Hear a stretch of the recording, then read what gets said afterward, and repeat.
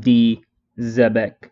In one chapter, Oda made him one of the most fascinating characters in One Piece.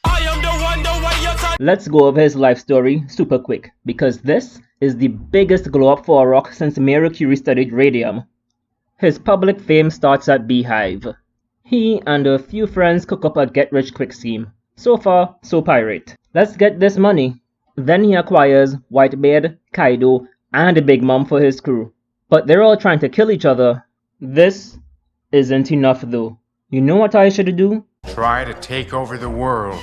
Let's destroy the government and kill those pesky celestial dragons while we're at it. Finally, he's defeated by the most legendary Will of D team-up at God Valley, and his existence erased. Who does this? Who has the ambition to collect Conqueror's haki users like Pokemon and defy the gods? He's one of the most influential figures in One Piece, so let's examine his influence on the people he influenced, the Yonko. Check the similarities. Both Whitebeard and Big Mom are the only people we've seen defend themselves while sleeping. Both are from the same crew, known for killing each other. Coincidence? I think not! And Whitebeard and Kaido are the only people we've seen beat people up to recruit them. With Kaido, it's obvious. But with Whitebeard, less so. So let's bring the examples out. He met Ace after battling Jinbei for 5 days. Ace is exhausted. So naturally, Whitebeard beats him up, kidnaps him, separates him from his crew, and then makes him feel powerless by beating him up again, and again. Here's a One Piece hot take. Ace doesn't love Whitebeard. Ace has Stockholm Syndrome. And that's how he treats everyone else, as wayward sons in need of a strong father figure. Back on point, so both Whitebeard and Kaido wreck people and force them on their crew. Where could they have picked this up from? Normally, this is the point where I said Rocks invented the Davy Backfight to steal members. I'll go out on a limb and disagree. I think Kaido and Whitebeard were following in their captain's footsteps. I think Rocks was beating people up and forcing them on his crew. In fact, he was deliberately hunting Conqueror haki users, just like Blackbeard is hunting Devil Fruit users.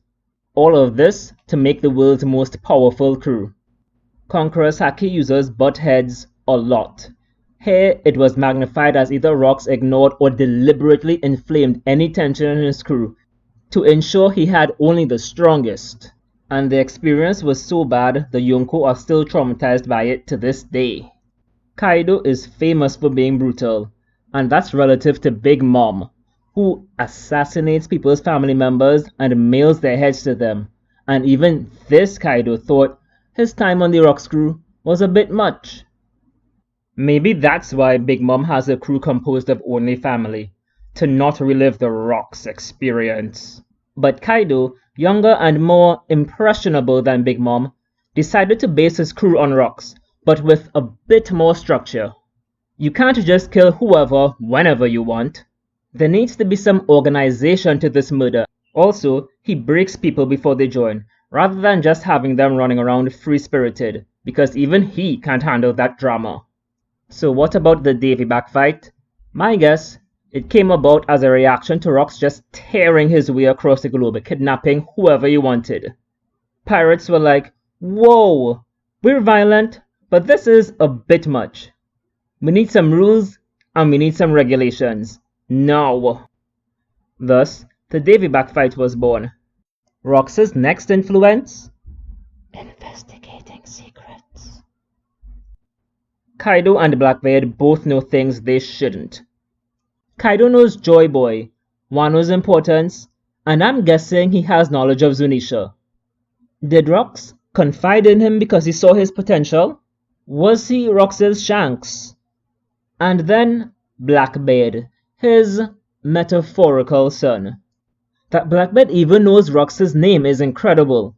Since he was a kid, he's known the Yami Yami no Mi was special. So clearly, he has a penchant for secrets. So what secrets did Rocks discover, and why did he want to discover them? Did he discover the Void Century?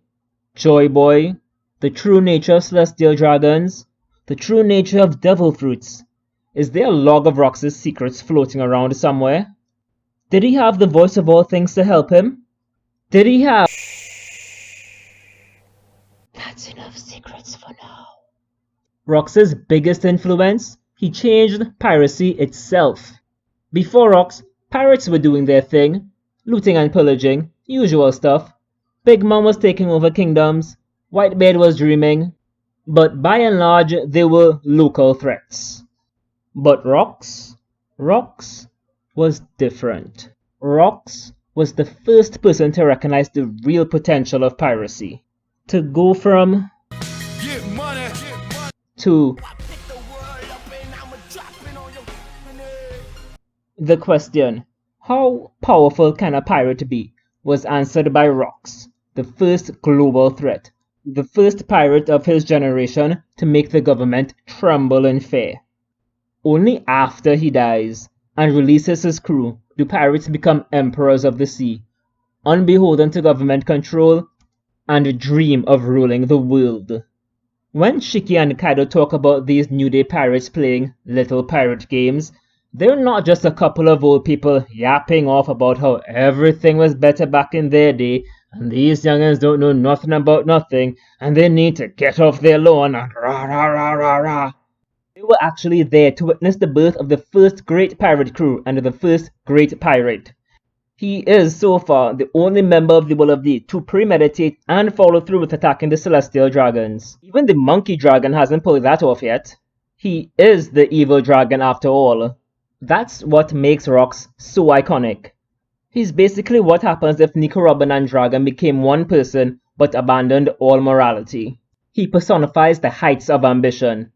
Like all Will of Thee, he represents freedom. But he represents the worst kind of freedom.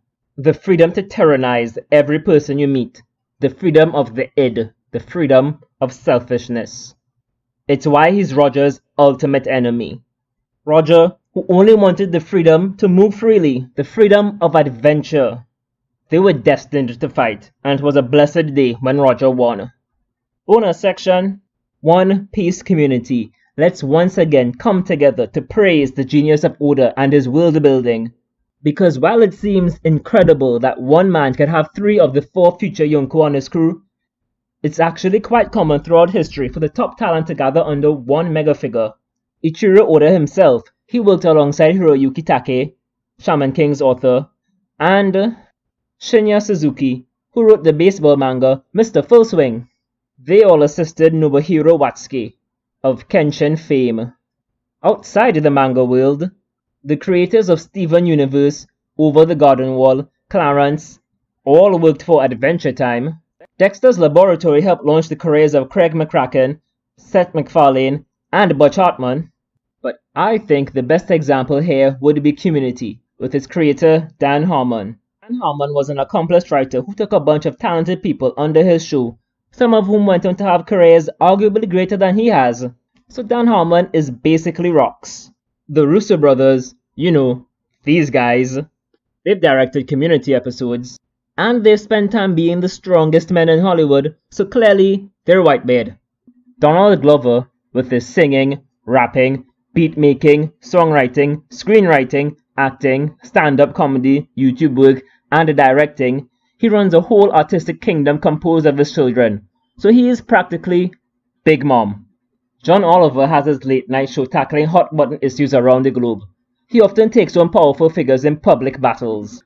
And if it's 1v1, whether he's battling the FCC over net neutrality, or fighting Bob Murray, the coal magnate, John wins. Given that John Oliver looks like a bird, and birds are dinosaurs, and dinosaurs are dragons, it's a safe bet that John Oliver is Kaido. Alison Brie is Shiki. With Mad Men, BoJack Horseman, Glow, and a whole bunch of other projects, she's got a large enough crew to fit the bill. Ken Jeong, with his Doctor Money, Hangover Money, and Crazy Rich Asian Money, he's definitely Captain John. Dean Pelton, aka Jim Rash, he's not as famous, but he has an Academy Award, so I'll give him Silver's Axe. I'll give Wang Ji to Brie Larson. She's the least notable person on this crew, but she did become Miss Marvel. Okay, One Piece Geology class is over. Thanks for watching. Bye!